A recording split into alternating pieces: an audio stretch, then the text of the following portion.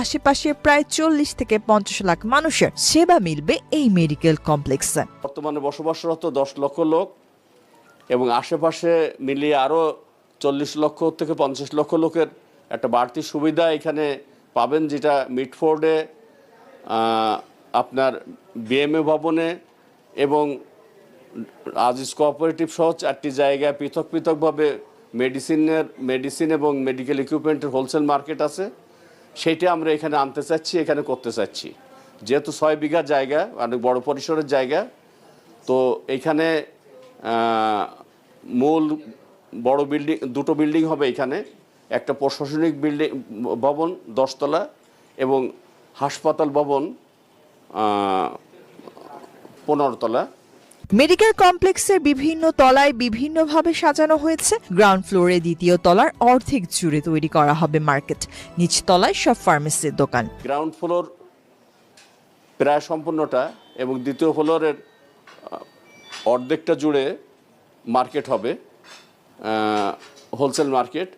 নিচতলায় সম্পূর্ণ ওষুধের দোকান এবং দোতলায় অন্যান্য অ্যাক্সেসরিজের দোকান, এগুলো থাকবে। তো এই অঞ্চলের লোকের স্বল্প ওষুধ কেনার সুবিধা, ব্যবসা করার সুবিধা এবং সেবা এবং বেনিফিট একসাথে পাওয়ার একটা ব্যবস্থা এই প্রকল্পে আছে। 2 কোটি টাকা বিনিয়োগ করে প্রতি মাসে 4 থেকে 4.5 লাখ টাকা উপার্জন করা সম্ভব বলে জানিয়েছেন সংশ্লিষ্টরা। উদ্বোধনের দিনে বিশেষ অফার দেয় এস রহমান প্রপার্টিজ। এদিন হাসপাতাল এবং মার্কেটের দোকানের বুকিং দিলে 1 কোটি 25 লাখের বিপরীতে 1 কোটি 20 লাখ দিতে পারবেন বিনিয়োগকারীরা। এছাড়াও উপহার হিসেবে ঢাকা ব্যাংকক ঢাকা বিমানের টিকিট দেওয়ার ঘোষণা দেয় প্রতিষ্ঠানটি।